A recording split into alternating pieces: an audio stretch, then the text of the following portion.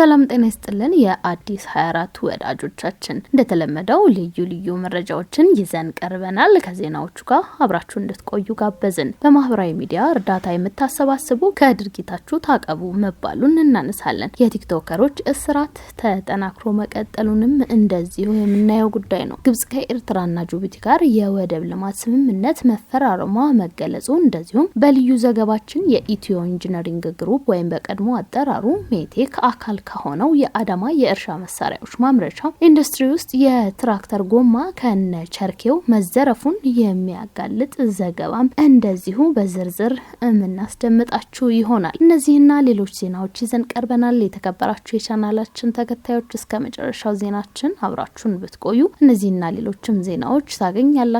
ቻናላችን ሰብስክራይብ፣ ላይክ እና ሼር በማድረግ አብራችሁን ሁኑ። ወደ ቀዳሚው ዜና አለፍን። በማህበራዊ ሚዲያ እርዳታ የምታሰባስቡ ከድርጊታችሁ ተቆጠቡ ተባለ። የኢትዮጵያ አደጋ ስጋት አመራር ኮሚሽን ሽፈራው ተክለ ማርያም እንደተናገሩት ህወሓት የዓለም አቀፉን ማህበረሰብ ትኩረት ለመሳብ በትግራይ ክልል በመጠለያ ጣቢያዎች ለሚገኙ ወገኖች የሚቀርበውን ሰብአዊ ድጋፍ በመንጠቅ ድራማዊ ፕሮፓጋንዳ እያስተጋባ መሆኑን አስረድተዋል። የህወሓት ቡድን በትግራይ ክልል ሰብአዊ ድጋፍ ተደራሽ እንዳይሆን በማስተጓጎል ድጋፉን ከችግረኛ ዜጎች በመንጠቅ ዳግም የህዝብ ጠላትነቱ እያረጋገጠ ነው ሲሉም ተናግረዋል። በሌላ በኩል ኮሚሽኑ የድጋፉ ጥሪ ባላቀረበበት ሁኔታ በማህበራዊ ሚዲያ አማራጮች በቡድኑም ሆነ በተናጠል የሚደረጉ የድጋፍ ማሰባሰብ ዘመቻ የአሰራር ስርዓትን የጣሰ ህገወጥ አካሄዶች መሆናቸውን ጠቅሰዋል። በዚህም የተለያዩ የማህበራዊ ሚዲያ አማራጮችን በመጠቀም ሰብአዊ ድጋፍ በማሰባሰብ ላልተገባ ዓላማ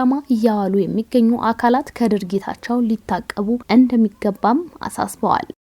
በቲክቶክ ሙን በሚባል ስም የሚታወቀው ግለሰብ ታሰረ። አዲስ አበባ ፖሊስ የማህበራዊ ሚዲያ ትውልድን ለመገንባት እንጂ ለማፍረስ መዋል የለበትም ብሏል። በማህበራዊ ሚዲያ ወይም ቲክቶክ እና ዩቲዩብ ላይ ህብረተሰቡን ስነ ምግባርና ባህል የሚጋፋ ይዘቶችን ሲያሰራጭ የነበረው ግለሰብ በፖሊስ ቁጥጥር ስር መዋሉ ታውቋል። የአዲስ አበባ ፖሊስ ባወጣው መግለጫ መሰረትም በንፋስ ስልክ ላፍቶ ክፍለ ከተማ ወረዳ 6 ነዋሪ ሆነው ናትናኤል ባደግ ገብሬ ወይም በተለምዶ ሙን እየተባለ የሚጠራው የታሰረባቸው ዋና ምክንያቶች ለማየትም ሆነ ለመስማት የሚቀፉ በንግግር ሊገለጹ የማይችሉ አጸያፊ ቃላት በመጠቀም ይዘቶችን ማሰራጨት ነው። በተለይ በታዳጊ ህጻናት ስነ ልቦናና ሞራል ላይ ከፍተኛ አሉታዊ ተጽዕኖ ማሳደሩም ተጠቅሷል። ፖሊስ በአሁኑ ወቅት በግለሰቡ ላይ ምርመራ መጀመሩን ገልጾ የይዘት ፈጣሪ ነን በማለት ከኢትዮጵያዊነት እሴትና ባህል ውጪ የሆኑ ቪዲዮዎችን በሚለቁ ሌሎች ግለሰቦች ላይም ተመሳሳይ እርምጃ እንደሚወስድ አሳስበዋል። መንገድ የተዘጋባቸው አጥሮች በማንሳት የውስጥ ለውስጥ መተላለፊያ መንገዶችን የማስከፈት ስራ ተጀምሯል። ቃሊቲ ገብርኤል ቤተክርስቲያን ጀርባ በአጥር የተዘጉ የውስጥ ለውስጥ መንገዶችን በግብረ ኃይል የማንሳት ስራም በመከናወን ላይ ነው። ይህ ተግባር በሁሉም የከተማዋ ክፍሎች ተጠናክሮ እንደሚቀጥልም ተመላክቷል። ግብጽ ከኤርትራና ጅቡቲ ጋር የወደብ ልማት ስምምነት መፈራረሟ ተገለጸ። ግብጽ ከአፍሪካ ቀንድ ሀገራት ኤርትራና ጅቡቲ ጋር የወደብ ልማት ስምምነት መፈራረሟን ዘናሽናል ጋዜጣ ዘግቧል። ስምምነቱ የአሰብና የዶራሌ ወደቦችን አቅም ማሳደግ ላይ ያተኮረ ሲሆን ይህም ግብጽ በአባይ ግድብ ጉዳይ በኢትዮጵያ ላይ እያደረገች ያለው ዲፕሎማሲያዊና ፖለቲካዊ ጫና ለማጠናከር ያለመ መሆኑ ተመላክቷል። ከኤርትራ ጋር የተደረገው ስምምነት ፕሬዝዳንት ኢሳያስ አፈወርቂ ከወር በፊት ካይሮ በጉብኝት ወቅት የተፈጸመ ሲሆን ስምምነቱ ግብጽ በወደቦች አካባቢ ለምታደርገው ወታደራዊ እንቅስቃሴ ህጋዊ መሰረት እንደሚሰጣት ተገልጿል። ይህም ኢትዮጵያ በባህር በር ፍለጋ ለምታደርገው ጥረት ግብጽ የምታሳየውን ተቃውሞና በቀጠናው ያላትን ተጽዕኖ የማሳደግ ፍላጎት እንደሚያሳይ ዘገባው አመላክቷል።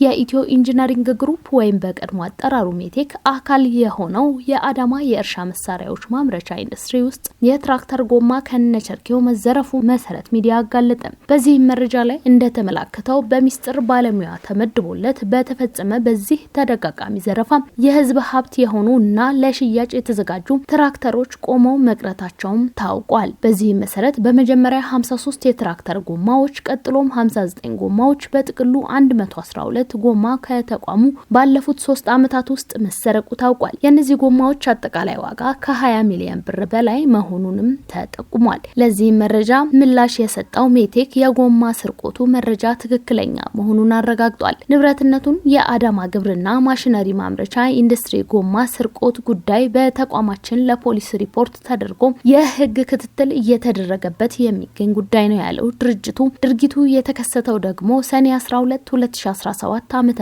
መሆኑን ጠቁሟል።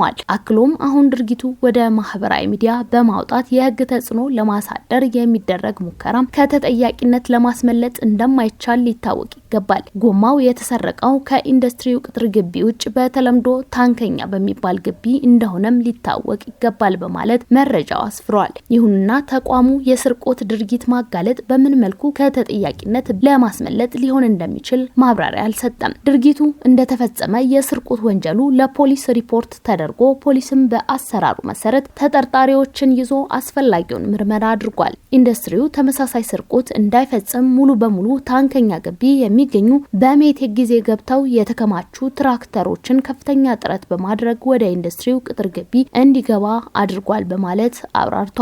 ይህ መረጃ በሚዲያው እስኪወጣ ድረስ ስለ ስርቆቱ ድርጅቱ ያለው ነገር አልነበረም።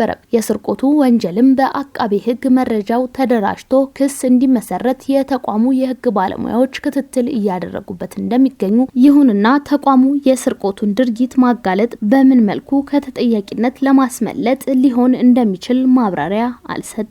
ድርጊቱ እንደተፈጸመ የስርቆት ወንጀሉ ለፖሊስ ሪፖርት ተደርጎ ፖሊስም በአሰራሩ መሰረት ተጠርጣሪዎችን ይዞ አስፈላጊውን ምርመራ አድርጓል። ኢንዱስትሪውም ተመሳሳይ ስርቆት እንዳይፈጽም ሙሉ በሙሉ ታንከኛ ግቢ የሚገኙ በሜቴክ ጊዜ ገብተው የተከማቹ ትራክተሮችን ከፍተኛ ጥረት በማድረግ ወደ ኢንዱስትሪው ቅጥር ግቢ እንዲገባ አድርጓል በማለት አብራርቷል። ይህ መረጃ በሚዲያው እስኪወጣ ድረስ ስለ ስርቆቱ ድርጅቱ ያለው ነገር አልነበረም።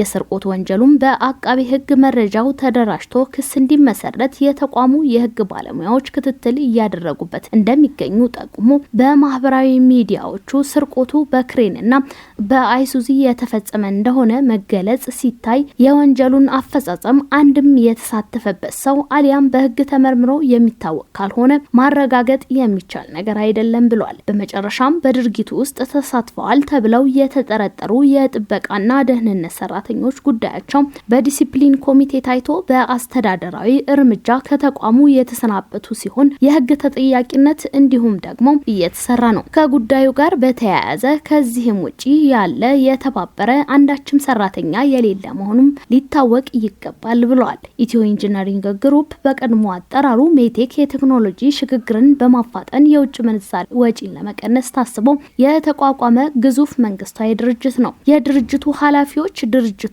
የተለያዩ ትራክተሮችን፣ የማሽንና የመኪና መለዋወጫ እቃዎችን፣ የግንባታ ማሽነሪዎች፣ ትራንስፎርመር ወዘተ በጥራት እያመረተ መሆኑን ደጋግመው ሲናገሩ ይሰማሉ። ይሁንና የቀድሞ የድርጅቱ ኃላፊዎች የህዳሴ ግድብ ላይ ከፈጸሙት ምዝበራ ጀምሮ እስካሁን የቀጠሉ ምዝበራዎች መለያው የሆኑ እንደመጡ በተደጋጋሚ ሲገለጽ ቆይቷል። ውድ የአዲስ 24 ዜና ተከታታዮቻችን የእስካሁኑ ዜናዎች ያደመጣችሁትን ይመስል ነበር። ቻናላችንን ሰብስክራይብ፣ ሼር፣ ላይክ በማድረግ ቤተሰብ ሆኑን እንላለን። መልካም ጊዜ ይሆንላችሁ።